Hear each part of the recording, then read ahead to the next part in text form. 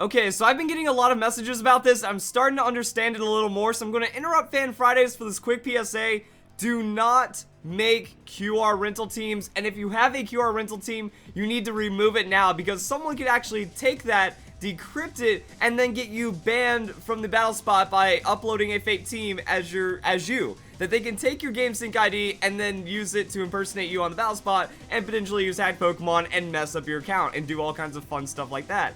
So there's a lot of issues going on with Pokemon Global Link, and apparently the Game Freak encryption is just as bad as ever, especially when it comes down to what's going on with the QR rental teams, and there's personally identifying information that can be used against you right there. So take it down and wait for the Pokemon Company to fix it. So we've talked about Michael on this channel before, mostly with all like the Pokemon Sun and Moon data mining and leakers, but he knows how to decrypt and break the game like few other people, and apparently there's some big issues going on with rental QR. So he decrypted it, he made a tool for it, and then he can also show like all the information, personally identifying information stripped out of that QR code, of course, but you can use QRs to dump GameSync ID.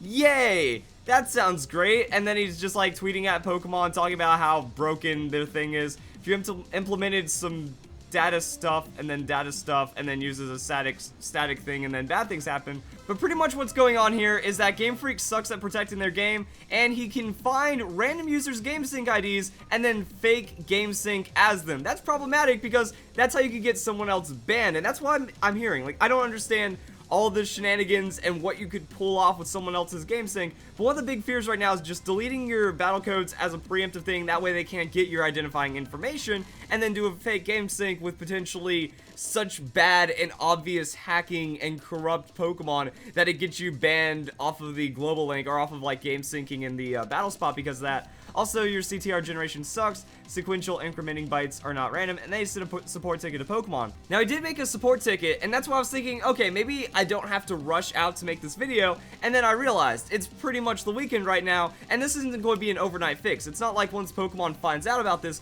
they're going to be immediately able to patch it. I don't know how long it's going to take to fix something like this, if the Pokemon Company is going to get on it really quickly and then dedicate a lot of power to immediately fixing it or something like that. And then also, it's the weekend. If the support ticket doesn't get picked up in the next couple days, then we have to wait for the weekend, and then who knows how long it's going to be. So I don't even know how long QR teams are going to be safe until like this happens, and how fast Pokemon Company's going to be able to respond if they can properly fix this issue right here. So that's kind of it right now. Be very cautious, and if you have a QR team, just take it down.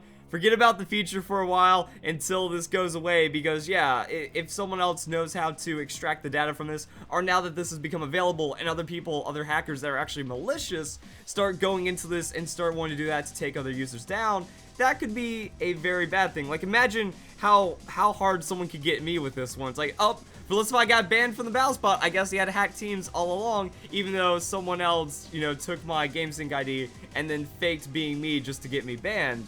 And then I wouldn't be able to use Battle Spot, and then things get really messy from there. So that would also be quite the story for me. I swear, it was some hacker that made me look like I was hacking Pokemon.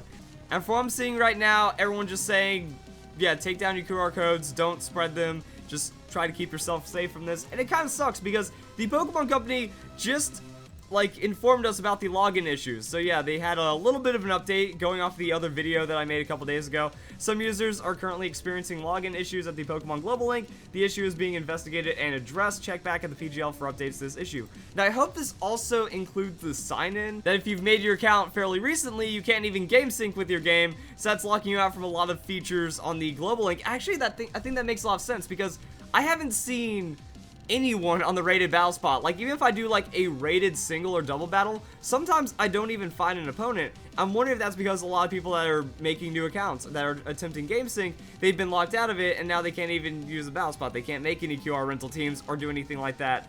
So that's going to be an issue. Hopefully it's being investigated, and hopefully it gets solved pretty soon. But yeah, if they're having an issue with these login issues already, then that means they also have to go and fix the QR, and that's going to be on the side of Game Freak in Japan. So there's going to be like translation and stuff. I don't know how long it's going to take, but yeah, the global link is failing pretty hard at everything, and Sun and Moon is even more broken than we thought, to now pretty bad extent. So if you guys, I was going to say, hope you guys enjoyed this video, but at least just stay safe, and that's kind of it. So thank you very much for watching.